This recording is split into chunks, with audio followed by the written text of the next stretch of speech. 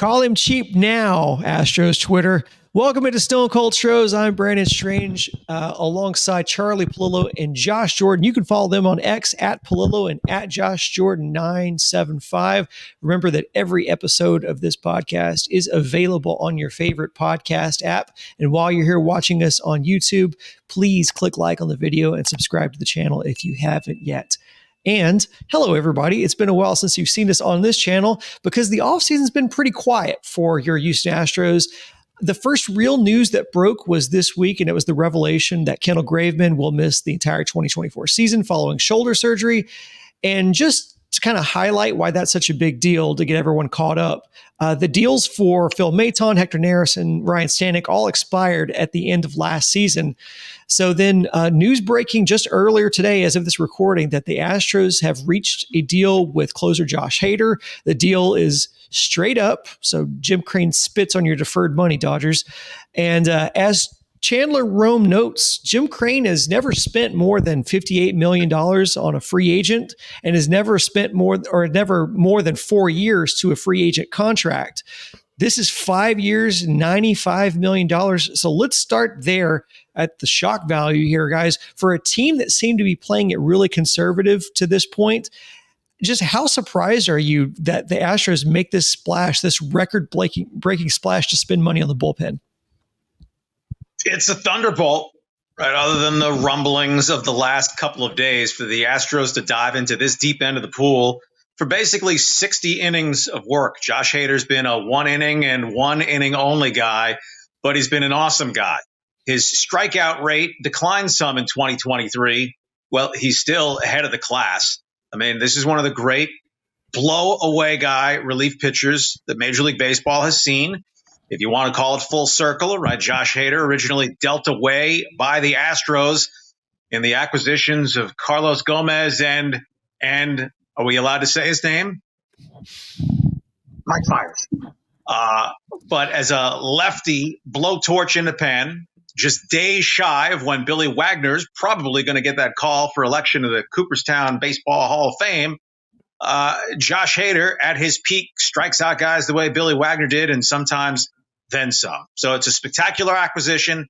And in the what have you done lately for me lately world, the grousing over the Astros aren't spending any money. Well, it's not as if they were carrying a $120 million payroll. Now they're inevitably, indisputably, unless they have a major in-season sell-off, and that's not going to happen because it's going to be a contending team, right? They're into the first tax threshold. Something to be said for keeping your powder dry, because when Dana Brown fires, and obviously this is a Jim Crane signed off move, 5 years, $95 million. Hader doesn't quite get the market setter that Edwin Diaz got from the Mets last year, but that was Daddy Warbucks money, 5 years, 102. I mean, this is a massive amount of money for the volume of work you get out of the guy, but a 1.21 earned run average. The Astros added the best closer in the game. I am completely shocked by this move, and the timing of it I find very interesting too. The Texans finally starting to get something going for the first time in years, and the day before their playoff game against the Ravens, the Astros dropped this news like, hey, don't forget about us. Don't forget about who the real big dog is in this city. So I find the timing very curious, but I'm excited. I'm glad they did something. I'm just... They have a lot of people they could be paying, and they decided to do this with the money. So I'm very surprised with them getting under the competitive balance tax recently. I thought that was their goal, and they wanted to stay under that to make sure they get all the draft compensation possible. So I am stunned by this move here today. Would you guys 2024, this is awesome, but there are potential other shoes to drop beyond, and Josh kind of hinted at there. This would not seem to make it increasingly likely that Alex Bregman gets an additional contract with the Astros. Obviously, Jose Altuve is up as well. Ryan Presley's going into the last year with a vesting option for 2025. Brian Abreu is the one cheap arm in that pen. As Jim Crane come to a reckoning where, the franchise value's gone up and up and up, and I can't take it all with me. And not like Jim Crane is Jerry Jones's age. But the thinking was if Jim Crane was going to sign off on a leap into competitive balance tax threshold land, it was going to be for a dramatic acquisition. This qualifies, but I would say that 5 years of Josh Hader at $19 million per for 60 innings or so of work per year that's not better than extending Kyle Tucker, right, who's under Astros control for 2 more years. And I'm not saying it's an either or, but if 2 years from now the Astros budget doesn't allow for an extension of Kyle Tucker, if that is even in play, the rearview mirror on the Josh Hader contract could be less exciting than it is today. But for the 2024 Astros, this is just sensational. Well, what would you rather have seen them spent that money on, say, a bat or maybe even a starting pitcher? I mean, it seems like a bat may be a luxury at this point, but a starting pitcher certainly could have been in play. In at least a couple of days ago, Dana Brown said that was something that could be in play. But here we are looking at just Josh Hader signing. Is you look at money spent? You've got Rafael Montero making $10 million a year. You've got Ryan Presley making 14. Now you've got Hader who's making 19. That's a lot of money. So number one, are you surprised that bullpen of all places this money was spent? And two is it what's your concern level for spending that sort of money all on your bullpen? I mean, it really is an un-Astro-like move in the Jim Crane era. So whether he was just biting his tongue really hard before saying, go ahead, do it, the landscape has shifted. Major League Baseball is cash flush. Obviously, the franchise values have skyrocketed, but the Astros were a money printing machine in 2023. Top 5, maybe as high as top 3 in revenue. So, if you're going to take a hit for a year or two in your operating income for a given year, in the big picture, you're still wildly profitable. And if you're trying to squeeze what you can, maybe this is the last year of a run featuring an Altuve-Bregman tandem as the remaining core. Springer gone, Correa gone, et cetera, et cetera. But it is a lot of money. But at most, Presley is back for one more year after this, if that. And the rest of the bullpen will be really cheap after the 1-2 punch. Yeah, for me, I'm glad they went with a lefty. I'm thinking them looking in their own division with the Rangers beating you, and Corey Seager, incredible left-handed hitter that you're going to have to deal with. So Hader makes a lot of sense from that perspective. I think in some ways, paying all this money, they're kind of paying for their Montero sins again here. They did it one time with the Graveman trade to kind of fix that mistake, and now Graveman goes down, and they're kind of doing it again here by adding Hader. So, yeah, it's risky. With pitchers, I mean, look what we're dealing with Lance McCullers. Anything happens to, an elbow or something like that, and it's a bad contract. So it's concerning, but, at least he's, 29, so he's still a pretty young guy. 5-year deal, that doesn't worry me too much. I like it better than signing Neris for $50 million, who's already 35 years old. So if you're going to go in, go all in. But yeah, it's certainly a concern because what have we been talking about? What's going to happen with Tucker? What's going to happen with Bregman, Altuve? So something to keep an eye on, but it tells us Crane's willing to go over the tax threshold, which he hasn't done since the Greinke deal. So that's encouraging. And Hader has been great for years. Montero had one good season, and Crane, Bagwell, Reggie Jackson, whoever factored in, they messed up going 3 years at $11.5 million per for him.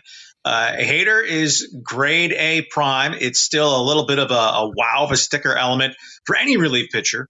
5 years, $95 million, setting Edwin Diaz in a separate category. But if you're gonna overspend, so to speak, at least you're getting it for proven with an extended track record and a guy who, the way he's been used, should have pretty good tread wear still on the tires. Well, I guess, Josh, to your point, I give credit where it's due because Jim Crane is not letting a mistake. He's not letting his team pay for that mistake. He's paying for that mistake out of his pocketbook. So they made the mistake with Montero, and yes, they're having to pay for it seemingly twice because now you're having to cover for Graveman, which Graveman was kind of a concession that the Montero deal was not good. But Jim Crane's seeing it through, and he's not going to make the team pay for it. So let's talk about that bullpen now. 7, 8, 9 for the Astros are now some combination of Brian Abreu, Josh Hader, and Ryan Presley. Josh, you talked about the flexibility here with having a lefty option now in the bullpen. Where does this bullpen now rank? Where does the Astros bullpen now rank in MLB? I mean, look, I guess start in I guess maybe let's look at the AL first, but like just in MLB general as well. Give me the Astros. One of the big reasons for this, I'm going to take them first, just the playoff experience. Hader's got 5 years of playoff experience, and then you put that together with what Presley and Abreu have done the last several years. Give me the guys that have been tested in the biggest moments. You know, 2 of those 3 guys have a world championship, and they were a big part of winning that World Series with Presley there and Abreu. So give me the Astros. You know, you could throw a lot of names around, but man, I'll take the experience every time. The depth is a question, but depth, schmepth, for a couple of reasons. I mean, think of it. Ryan Presley off 2023 performance, he should be the Astros 7th inning guy, right? This is a World Series proven, never gives it up in the postseason closer, who's the 3rd best arm now in the pen after Abreu's breakout year, and Josh Hader just has an overall better resume as a closer. So the point is, get into the playoffs. And the way the sport is played in October, postseason October, is different, right? You're going to move a starter or 2 into your bullpen to fortify the depth issues. So, you know, that Maton, Neris, Graveman aren't there to be your 4th, 5th, 6th relievers. That's really not that big a deal. And to why they went on Hader, first off, we'll see what ultimately Blake Snell gets, or Jordan Montgomery gets. Clearly, Crane did not want to go 5, 6 years, 160, 170, 200 million, whatever Scott Boras squeezes out of somebody.